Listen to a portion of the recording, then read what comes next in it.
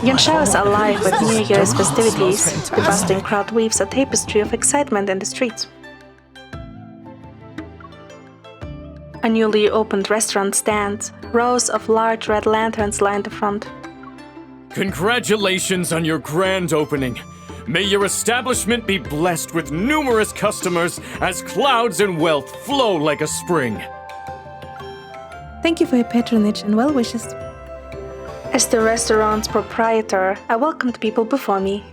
Opening this restaurant is merely a front, however. Its true purpose is to collect intel from the customers. This scheme isn't something I came up with alone. A voice calls out and I turn. We should hang the sign now. The current time is auspicious. Lord, you're quick to adapt to a new title, restaurateur. If we must maintain a facade, then every detail should be correct.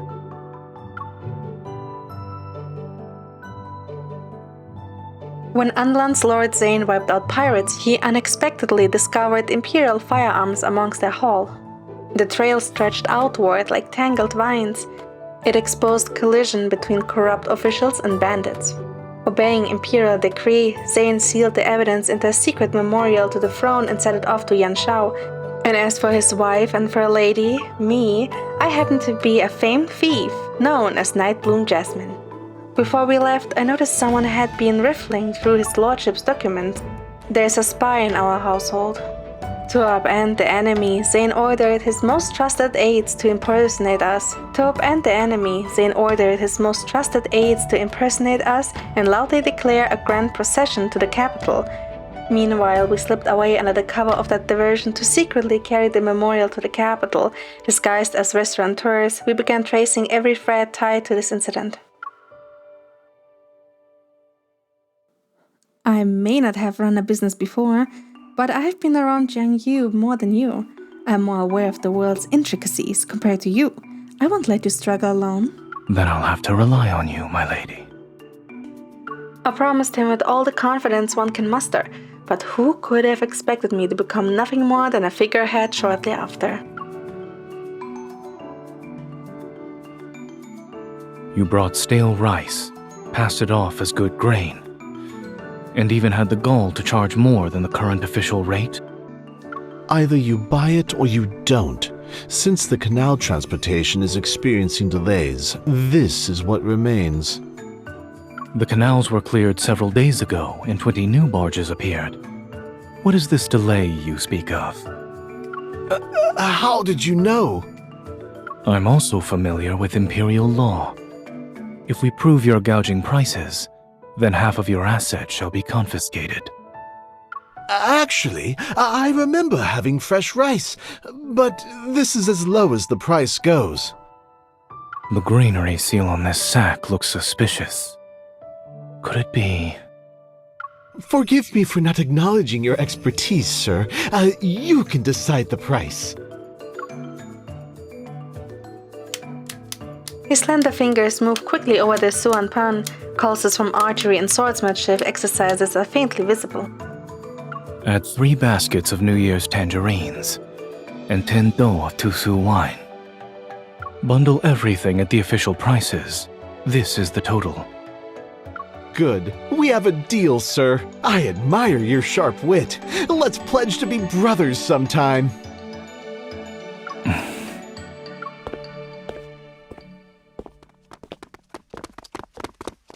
Sir, could you give this New Year's dish a lucky name? There's a slightly urgent matter, sir. Please taste this wine. I grab some candied melon seeds and offer them to Madame Mu, who's visiting. Her envious gaze keeps darting towards Zayne. He's certainly capable. Is he doing this because of a commission? How many days off he gets per month? His pay is fixed, and his bonuses depend on my mood. As for days off, he doesn't get any. He works year-round. I keep his lordship's ledger myself. Every expense must be recorded except for Zayne's fixed monthly wage. Even when he does have time to spare, he decides to work here and run my restaurant. Oh! She's not wrong. So, what's the reason? A life debt? You need to pay off a massive loan? I've simply succumbed to her charms. So you're a couple. I guess that means I don't have a chance of stealing him away.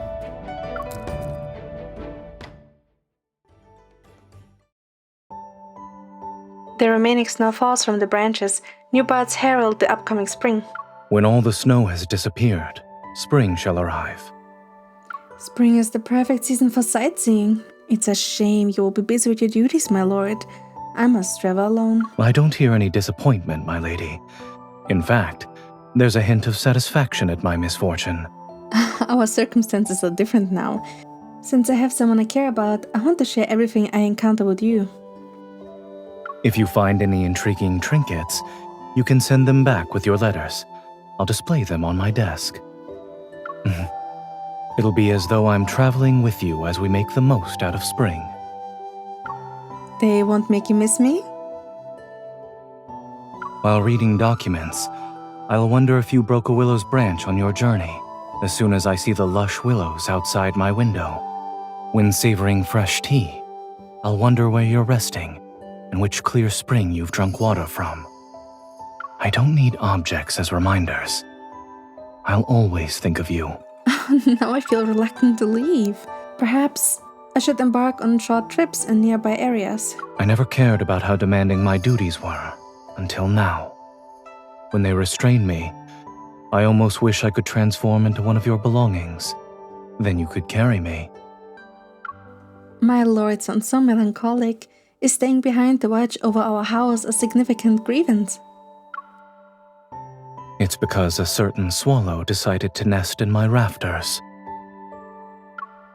Catching a glimpse of the spring colors it brought, I can't help but be curious about the scenery outside my residence. You can't leave Unland for long because of your duties, but we can still arrange short outings. Let's start with a spring excursion. It will be like when we flew kites. I can teach you the activities you'd like to do. Aside from being unremarkable at flying kites, I wouldn't say my skills in flower appreciation, hiking, and boating are good. I'll have to trouble my lady for guidance.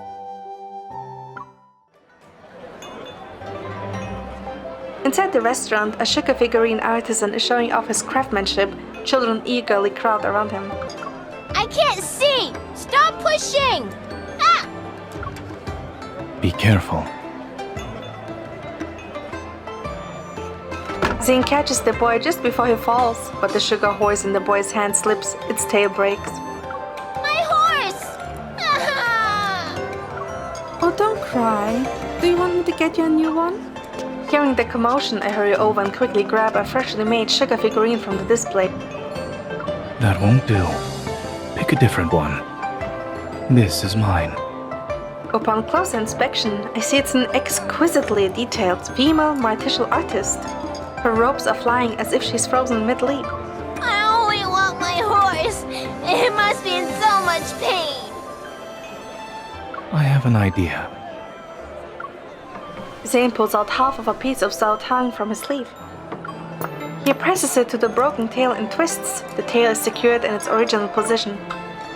Your horse isn't hurting anymore. A gentleman cured it. They say every breakage brings safety and blessings. The boy beams, clutching the repaired horse. I look at the female martial artist in my hand, then I turn to Zayne and pretend to accuse him. Aha!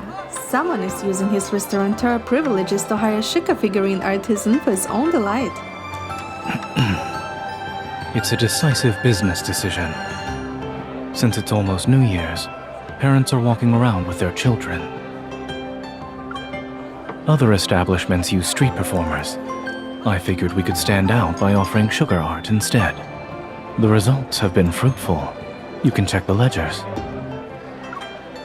I raise the martial artist figure and playfully use it to tap him. There's no ulterior motives. Then I will keep this. Suddenly, Zayne catches my wrist. His grip is gentle yet impossible to shake off.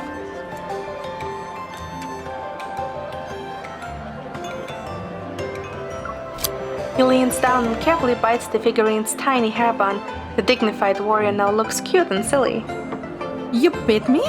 Indeed, there were no ulterior motives. However, I won't deny the fact that I took advantage of the situation. This is mine. I paid for it with my own coin. The sugar glistens on his lips. Before I know it, I'm leaning in. Is it sweet? Let me try. But Zayne tilts my chin away, and I can only stare at a little boy who is still holding his candy. There are children present. Miss, do you want him to fix your sugar figure too?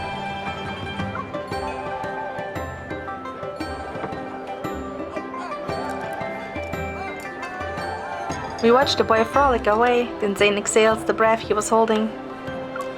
I guess all that sugar sweetened your tongue.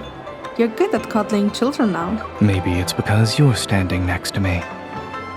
When I was stationed at the northern border, there was a rumor that said my name alone could stop babies from crying at night. Is that so? I believe the rumor should be revised, since the raids have ceased in the northern territories. Parents hang door guards in the children's rooms for New Year's. They pray a kind general will keep them safe during the night. And the general in those paintings suspiciously resembles a certain lord I know. He likes sugar as well.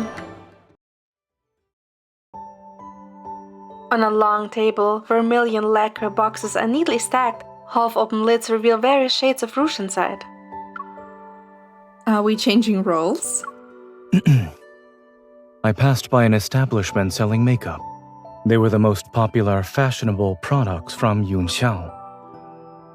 But the intricacies of rouge are truly complex. I couldn't distinguish one from the other at the time. I asked someone to bring everything back so you could choose the ones you like. As I eagerly examine the various eyebrow pigments and powders, my attention is drawn to the delicate huadian in the celadon dish. Do you like it? I do, but my hands are preoccupied at the moment. Your hands are gentle and skilled. Can you help me put it on? Zayne picks up the golden huadia that's as thin as a cicada's wing. His gaze falls on the center of my forehead. When it comes to dexterity, I'm afraid I cannot compare to a noble thief who excels in disguises. But you always know who I am. How are you capable of seeing past my disguise? Intuition. Truly. I was ready to praise his lordship's attention to detail. Indeed. Uncovering a stranger's disguise would require careful observation, comparison, and verification. But your features, contours, and habits, I've traced them in my mind countless times and committed them to memory. I guess I have no hope of escaping his lordship.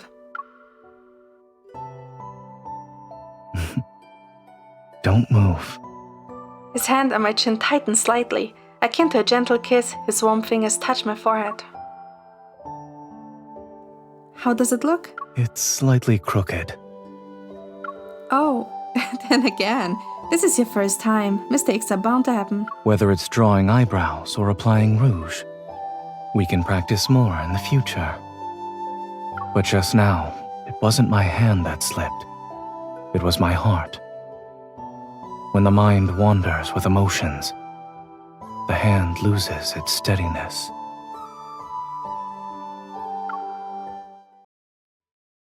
The restaurant accepts custom banquet orders for noble houses. Since the year is about to end, our business is prospering. Yanshao is full of high-ranking officials and Zayne can't risk showing his face. That means I must handle all social affairs. One day, I returned after yet another round of banquets. You worked hard today. Did everything go well? Before I even walked past the front gate of the minister's residence, I had to listen to a lecture on rules and etiquette. I was this close to silencing the steward. But I followed your advice and kept saying things such as, "Your wisdom is unmatched," and "I'm honored by your kindness." I somehow survived the ordeal. I rub my cheeks that are sore from smiling all day. Zayne notices, stands up, and takes down the restaurant sign. I suppose the restaurateur is tired. We're closing early today. The Western Market is hosting a dragon dance for New Year's. Would you like to see it together?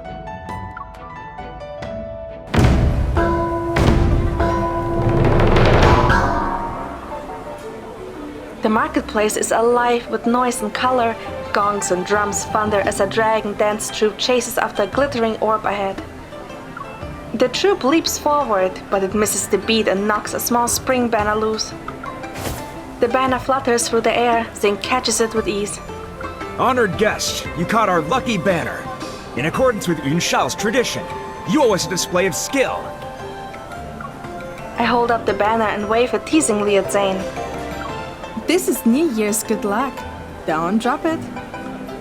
I'll surpass your expectations. I toss the banner. Zayne steps onto a nearby welcome drum and uses it to jump. His figure soars, his sleeves flying as if he were an azure luanyao spreading its wings. He effortlessly flips the banner while in mid-air. It spins in a graceful arc before landing back in its starting position. Good fortune is meant to be shared. Everyone, please visit our restaurant tomorrow. Our restaurateur will serve free new liquor to bring a year of prosperity.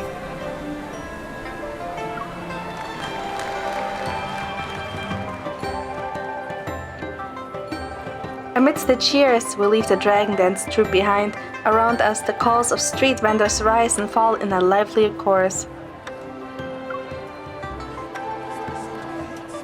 Ooh, Zayne, I want those freshly steamed buns. I'll buy them. Zayne, I want those steaming hot lamb buns. I'll wait in line.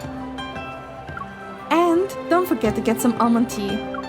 I'd like to inform my esteemed restaurateur that I have yet to learn how to be in two places at once.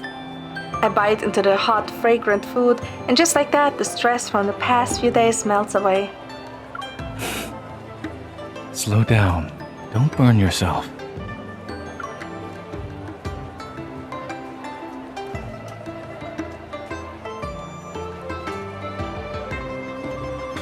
Zayne gently tucks the loose strands of my hair that are near my ear. Yunsha is lively, but it doesn't have Anlan's peace. When spring arrives and we're home, we'll fly kites outside the city. Who would have thought that managing a restaurant in Yansha would be more exhausting than being a noble lady in Anlan? If it's too overwhelming, you can leave. The restaurant is nothing more than a front. I only wish for you to enjoy yourself, regardless of where you are or what role you're playing. And remember, you have the wealth of a lord to support you. Your words make me feel better. There is one condition.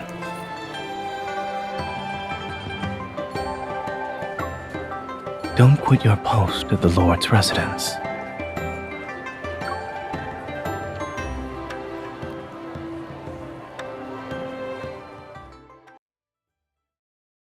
Every household has hung lanterns and colorful decorations. Inside the main hall, trees adorned with countless lanterns shine as bright as day. Zayne and I sit and brew tea with a small stove. Then I notice an open journal on the table. The ink is still wet. Why did you start keeping a journal? When I first arrived in the Northern Territory, I needed to survey the terrain. Mountains and strategic passes are factors to consider for military deployments. Once the conflict subsided, the habit remained. Most of what I recorded were local customs and interesting anecdotes. I also added notes related to legends every now and then. When I see your journal, I realize that beneath a general's armor is a Zayne who appreciates the warmth of everyday life. You've taken the ink shade, so there's nothing else in my residence that you desire. We haven't spent a significant amount of time together either. I haven't found the chance to reveal what's in my heart. Everything in my journal contains my past experiences and innermost thoughts. I hope you can understand who I truly am through my writings. Perhaps you will even have a change of heart. It seems this strategy is effective.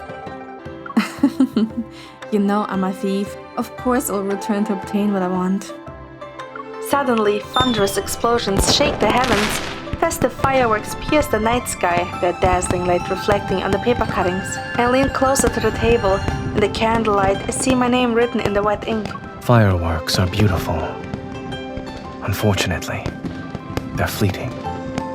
I hope we will remember each other year after year and share this moment time and time again. The fireworks sparks gradually cool, snowflakes float, and the New Year's bells resound in the distance. May you always be healthy and happy in the new year, Zayne. Now, I'm not just a reader of your book. I have become a character within its story. Spending New Year's by your side will surely bring more irreplaceable, perfect moments. When you review these pages, those moments shall become the most familiar topics of our conversations.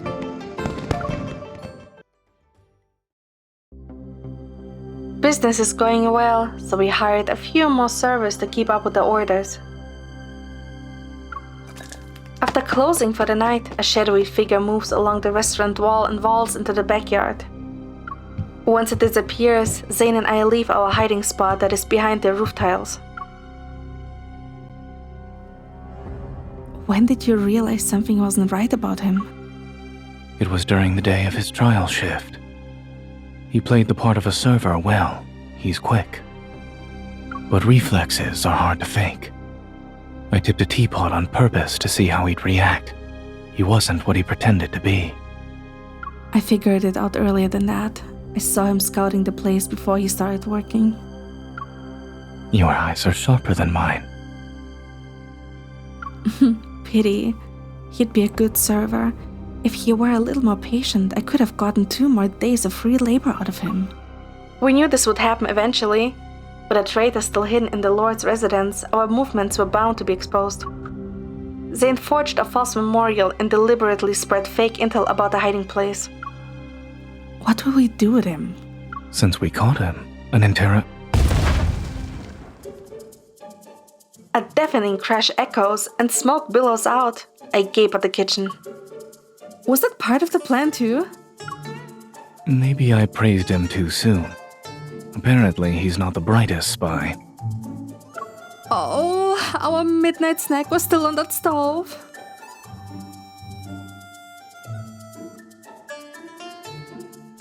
We drag the unconscious Steve out of the smoking kitchen and quickly tie him up. He had tried to burn the memorial and the evidence, but there was gunpowder hidden inside the package. Since it's a forgery, the details had to be flawless. The stove deserved better. Can it be saved? I'm afraid that's impossible. We'll ensure it's rebuilt tomorrow. For now, I could cook you a late-night meal.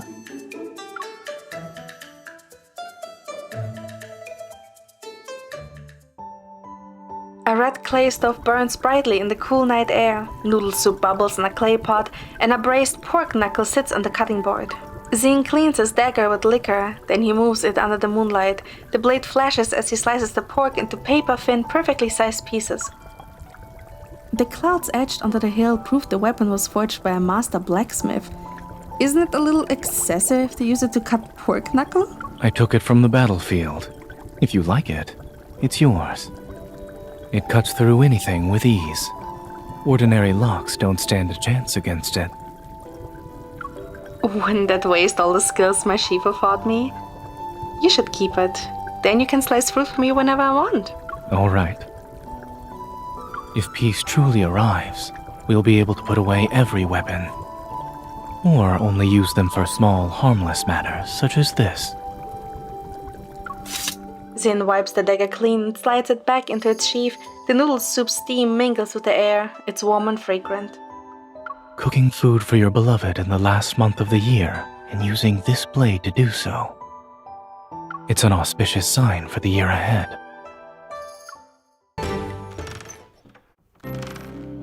On a bright spring day, a new swing has been added to the courtyard. Pushing the rope, Zayne stands by me. The swing rises gracefully like a dancing butterfly. Is the scenery pleasing? I can see beyond the wall now. Push me a little higher. I want to touch the flowers on the eaves. All right. Don't let go. I feel as though I'm a child again. My Shifu used to push me in a swing that was similar to this. As the swing reaches the apex, I reach out. My fingers brush against the hanging flower branches, and the petals fall. They cover his clothes. Watching you soar with such joy is already delightful. Now you've rewarded me with a shower of petals, which makes it more wonderful. What were you like as a child, my lord? Every day I studied and honed my skills in the 4 arts. It wasn't special in the slightest. Jianghu and the Imperial Court truly are worlds apart. Is that so? They're intersecting in this small courtyard as we speak. The swing gently glides and carries me away from him. When I reach the apex and start to move back, I release my grip on the ropes. Zayne, catch me! Before I can continue, I leap toward him.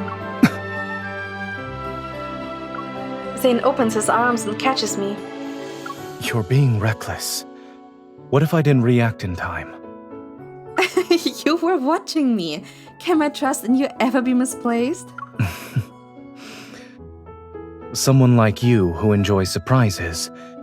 If you participated in the Imperial Court, you'd be a capable and upright minister who doesn't blindly follow outdated traditions. And if you ever roamed the Jianghu, you'd be a strikingly talented, handsome young hero. If we were to switch roles, perhaps we'll stand together again and fight to uphold justice. I will traverse any distance to see you, Zayne. It doesn't matter how far away you are. Zayne tightly holds me close to show how much he cherishes me. I rest against his chest. The Jianghu is vast, while the Imperial Court stands enclosed by solemn order. Those who are destined for each other shall always reunite. And starting from that moment, they'll remain together. Never again shall they be separated. The thief soon confesses that the steward in the Lord's residence has been working with the enemy. Zayne moved fast to deal with every spy. At the end of the year, we visit the temple to pray. Hopefully, the incense smoke will carry away the trouble and danger that had been looming over us. A cat is lazily sprawled atop the temple donation box. This master cat has been cultivating spirit here for 4 years. The monks found it on the day I visited the temple for the first time. Can I pet it? Not yet. You must wash your hands first. Then, you need to make an offering. Otherwise, it'll jump onto the shrine and meow until everyone is aware of your transgression. I follow Zayne's instructions and the cat rolls over. It reveals its belly for a rub as if it's satisfied with my efforts. In front of the Kai Guang ceremony chamber, people line up with all sorts of items, things brought to be blessed so their wishes may come true. There are longevity locks, calligraphy brushes for the imperial exams in spring. The incense is said to be effective. Individuals from every walk of life visit this place for blessings. Oh, if I had known, I would have brought you Swan Pan to pray for better profits. You didn't need to. With all the calculating you're doing, I can practically hear a swan pan rattling in your mind. We head toward the tree covered in wish plaques. Some people crouch to write their wishes while others stand on their tiptoes to hang them on branches. Where did you hang yours in the past years? Near the thickest branch. They remove the old ones regularly. However, I doubt you'll find them. We walk between rows of wooden plaques. Crimson ribbons sway past our shoulders like drifting clouds. What sort of wishes did you make here? Would you like to guess? I'm assuming peaceful rivers, a safe country, and happy citizens? Those are part of my duty. I don't make wishes for matters I'm obligated to uphold. I'm about to press him when a breeze passes. The wooden plaques clatter softly against one another. A faded red ribbon comes loose and gently floats down. It lands in my hair as if the wind pinned a spring accessory to me. I suppose someone's wish can't wait to be fulfilled. It's asking for your assistance.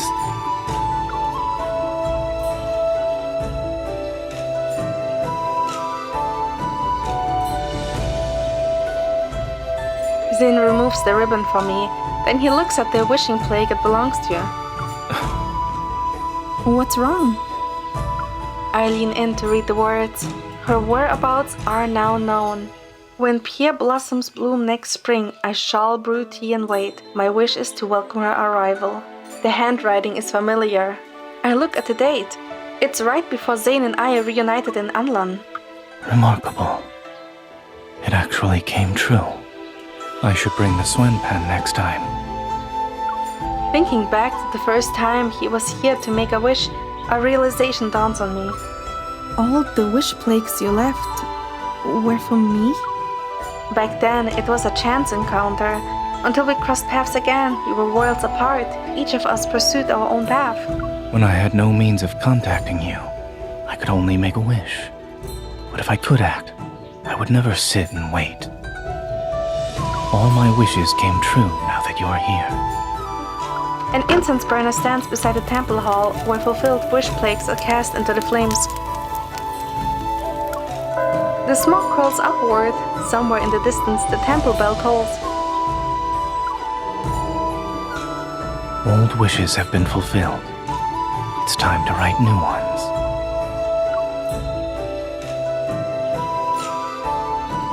We walk to the incense table. Zayne dips the brush into cinnabar ink and writes, I wish I can return here with her year after year. I take the brush and add my own words beside his. I also have the same wish. We tie the wooden plaque to a branch, and the moment feels satisfying. Our wishes for the future quietly wait in the temple's incense smoke for next spring.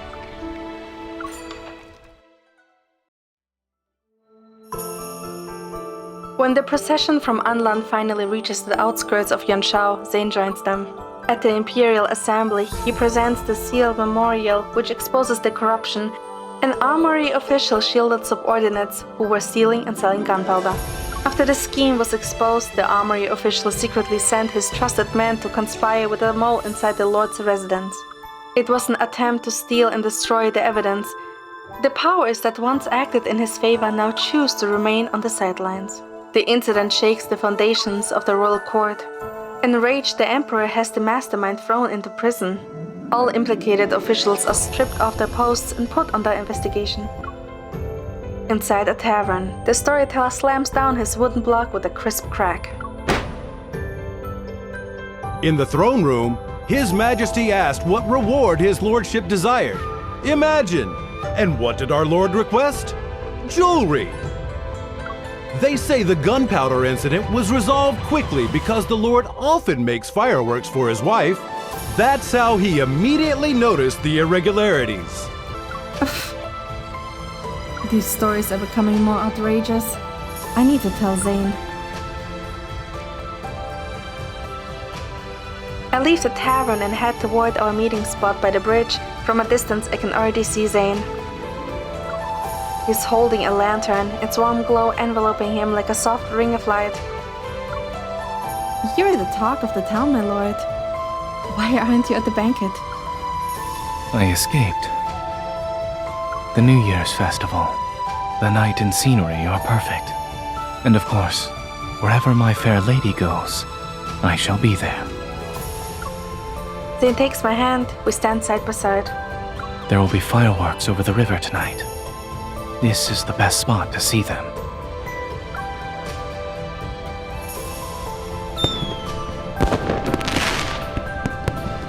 Sparks rise into the night sky and explode with a soft crackling. The first one blooms into a gentle snow white. The smoke is akin to a jasmine as it unfurls. Layered and soft, its edges glow faintly pink. When we were fighting bandits, we rescued an old craftsman who was knowledgeable about gunpowder. I asked him to teach me how to make better fireworks. I spent a few nights fiddling with them after the restaurant closed. Fortunately, I finished them in time for New Year's. So that storyteller wasn't making up everything.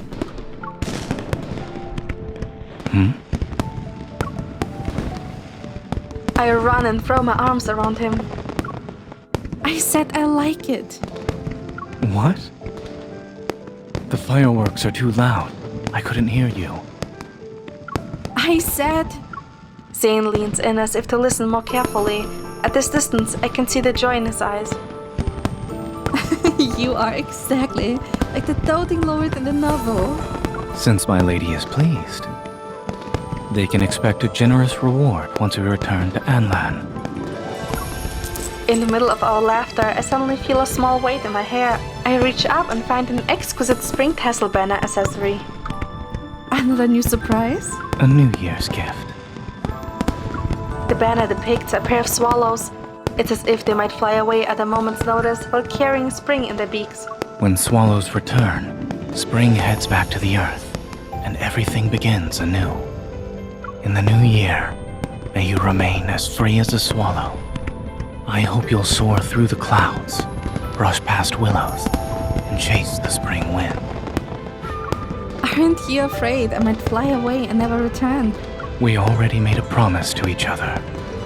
Also, wouldn't you say I know you too well by now?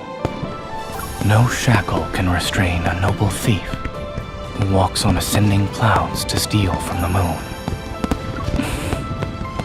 However, I have my own tricks. He intertwines his fingers with mine and holds them. It's as if I'm wrapped up in a soft net. I wish to leave a gentle trace of longing in your heart. So the more I let go, the more willing you are to stay. I tightly squeeze his hand in response. How devious. Zayne's gaze falls on the accessory in my hair. I'm not someone who simply waits. Swallows always fly in pairs. Wherever you go, I shall accompany you and return to your side.